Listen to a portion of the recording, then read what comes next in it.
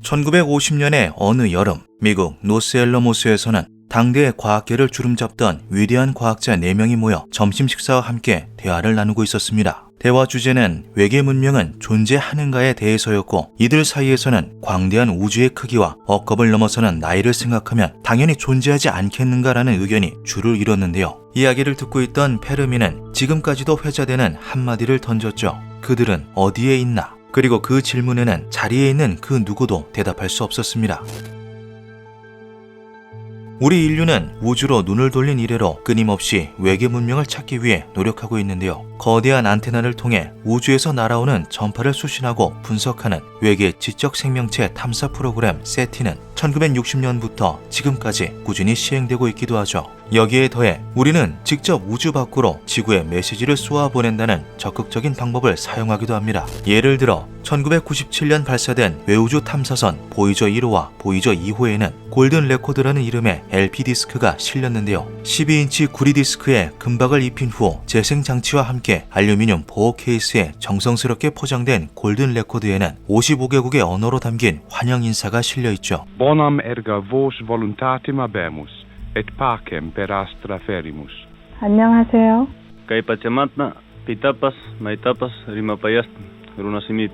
또한 여러 문화의 음악, 인간의 모습이 포함된 20장의 컬러 사진 등 지구의 여러 정보들 역시 담겨 있습니다. 1974년 11월 16일에는 푸에르토리코의 아레시보 전파 천문대에서 마이크로파 메시지를 쏘아 올리기도 하였는데요. 인간에 대한 각종 정보, 태양계의 구성 등이 담겨 있는 이 아레시보 메시지는 지금 이 순간에도 우주를 유영하고 있는 중이죠. 하지만 이런 갖은 노력에도 불구하고 우리는 단 한 번도 공식적으로 외계인을 목격한 적이 없습니다. 거대한 망원경을 우주로 쏘아보낼 정도로 18,900광년 거리에 있는 별을 발견할 정도로 천문학이 발전하였음에도 전혀 진전이 없는 것은 마찬가지인데요. 과학자들은 여기에 더해 여러 흥미로운 이론들을 쏟아냈죠. 어둠의 숲, 가설, 무시무시한 맹수들이 숨어있는 어두컴컴한 숲이 있다고 가정해 봅시다. 이런 숲에서 자신의 존재를 드러내는 것은 맹수에게 자신을 먹이로 바치는 자살 행위나 다름이 없습니다. 때문에 이 어둠의 숲에서는 그 어떤 인간이라도 숨을 죽이고 조용히 숨어 있을 수밖에 없는데요. 마찬가지로 만약 이 우주에 무시무시한 외계 문명들이 도사리고 있다면 그 사실을 아는 모든 문명들은 필사적으로 자신의 존재를 숨길 것입니다. 때문에 우리는 꼭꼭 숨어있는 외계 문명과 접촉하는 것이 불가능하다는 게 어둠의 숲 가설인데요. 만약 이 가설이 사실이라고 가정한다면 아주 오싹한 상상을 할 수밖에 없죠. 앞서 말했듯이 우리 인류는 골든 레코드와 아레시보 메시지를 통해 인류의 각종 정보와 지구의 위치를 전 우주에 퍼뜨려 놓았습니다. 그리고 우주가 어둠의 숲이라면 이 행위는 역사를 통틀어 우리 인류가 내린 가장 최악의 선택이 되는 것인데요. 더욱 무시무시한 점은 우리를 파괴하려 드는 외계 문명은 협상조차 불가능한 존재일 가능성이 높다는 것이죠.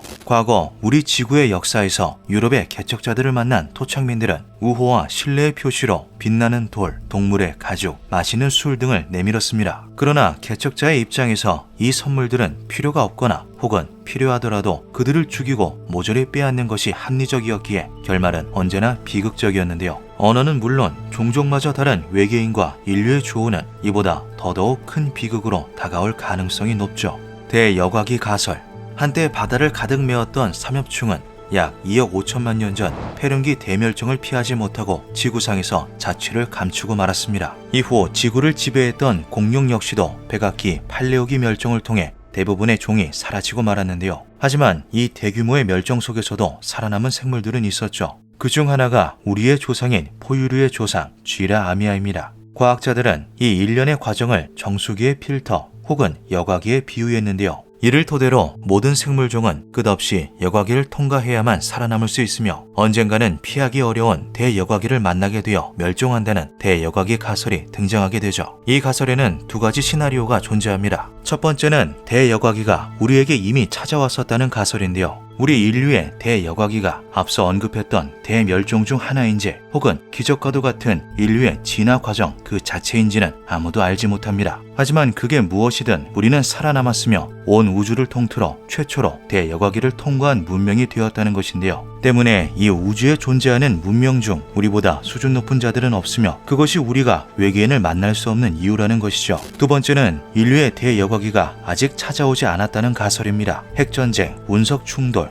초대형 화산 분화 등의 대여과기는 바로 우리 앞에 도사리고 있으며 인류의 역사는 20만 년을 끝으로 종말을 맞이하게 된다는 것이죠. 따라서 인류는 다른 행성을 자유롭게 넘나들 수 있는 기술을 손에 넣기도 전에 사라지게 되는데요. 대여과기는 다른 외계 문명에도 평등하게 적용되기 때문에 외계인들 역시 우리 인류처럼 20만 년 정도밖에 존속하지 못합니다. 그리고 관측 가능한 우주의 나이는 무려 100억 년에 달하는데요. 100억 년에서의 20만 년은 100년을 사는 사람의 약 17시간에 불과한 몹시 짧은 시간이죠. 더군다나 그 20만 년 중 대부분의 시간이 원시시대라는 것을 생각하면 우리 인류의 문명과 존재할지도 모르는 외계의 문명은 우주 역사에 있어 찰나에 불과합니다. 그렇기에 우주를 항해할 만한 두 문명이 같은 시대에 존재하는 것은 사실상 불가능에 가깝고 따라서 외계인을 볼 수 없다는 것이죠.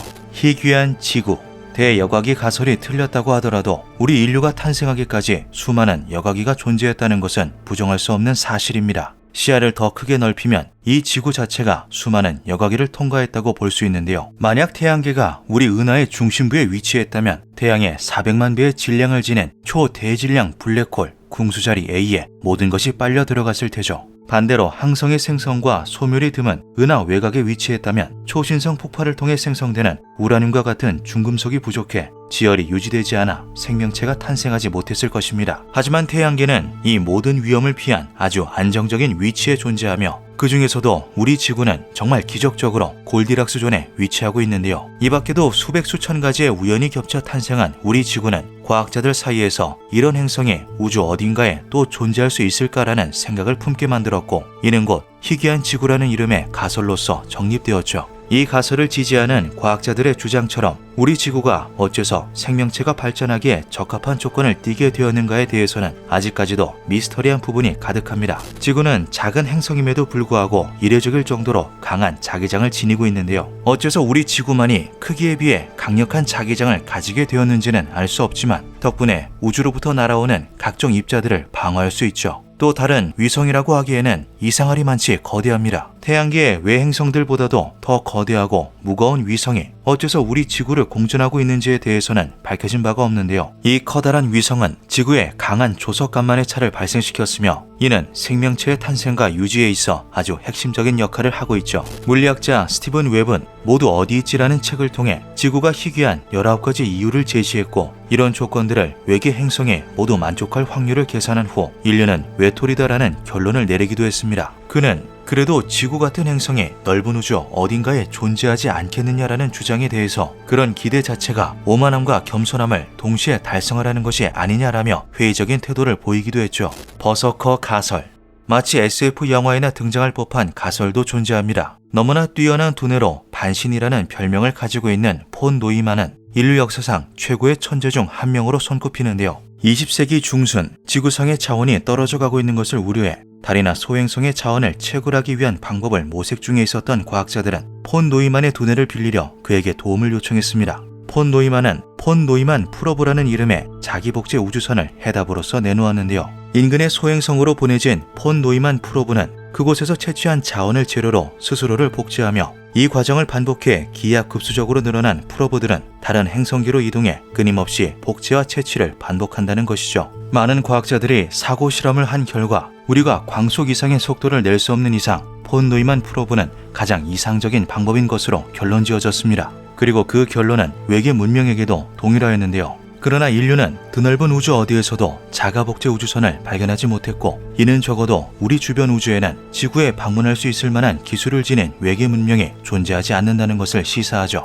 한편 일부 과학자들은 이 가설을 조금 뒤틀어 버서커 가설이라는 무시무시한 가능성을 제기하기도 하였습니다. 만약 고도로 발전한 외계 문명이 자원 채취가 아닌 파괴의 목적으로 자가복제 우주선을 만들었다면 지금 이 순간에도 자가 증식형 기계들이 불어나며 마주치는 모든 행성과 은하를 파괴하고 있다는 것인데요. 파괴의 목적은 단순한 외계 종족 혐오부터 자신들이 살기 좋은 환경으로 행성을 개조하려는 테라포밍 등 매우 다양할 수 있으며 혹은 채취를 목적으로 했던 우주선들이 오작동을 일으켰을 가능성 역시 배제할 수 없죠. 버서커 가설을 지지하는 과학자들은 우리가 이 공격적인 자가복제 우주선을 관측하는 순간이 인류 문명의 시한부가 선고되는 날이라고 주장하고 있습니다.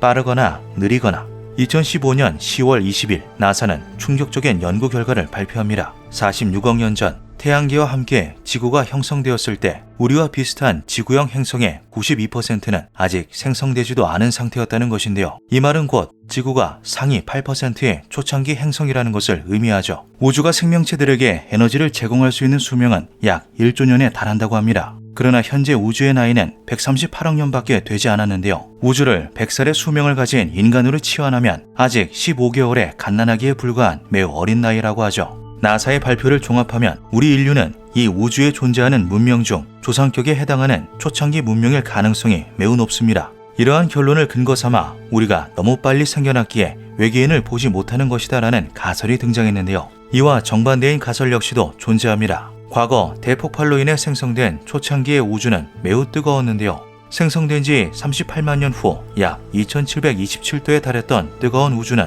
138억 년이 지난 현재 영하 270도로 차갑게 식어버렸죠. 때문에 현재는 물이 있었던 행성들도 꽁꽁 얼어붙었고 운 좋게 태양과 같은 항성과 적당한 거리를 유지하고 있는 지구와 같은 행성만이 골디락스 존에 들어설 수 있었습니다. 하지만 우주가 천천히 식어가는 과정에서 그 온도가 생명체가 살기 좋은 20도 정도였을 때에는 우주 전역이 골디락스 존 그 자체였는데요. 지금은 얼어붙은 행성들의 액체 상태에 물이 넘쳐났다는 것은 어쩌면 먼 과거에는 우주에 수많은 문명이 존재했을지도 모른다는 것과 동일하죠. 이러한 추측을 통해 인류는 너무 늦게 탄생했다라는 가설이 등장하게 됩니다. 이 가설은 한때는 찬란했던 우주였지만 수억 년 전 모든 문명은 차갑게 얼어붙어 멸망해버렸으며 이제 남은 것은 우리 인류밖에 없다라는 쓸쓸한 결론을 내리고 있었는데요. 2019년 8월 미국 천문학회는 천문학 저널에 현재로부터 약 1천만 년 전에 외계인이 지구를 방문했다면 그 흔적을 찾는 것은 불가능하다라는 논문을 게재하며 일부에서 제기되었던 그렇다면 어째서 외계인의 흔적조차 찾을 수 없는가라는 반박 역시도 사라지게 되었죠.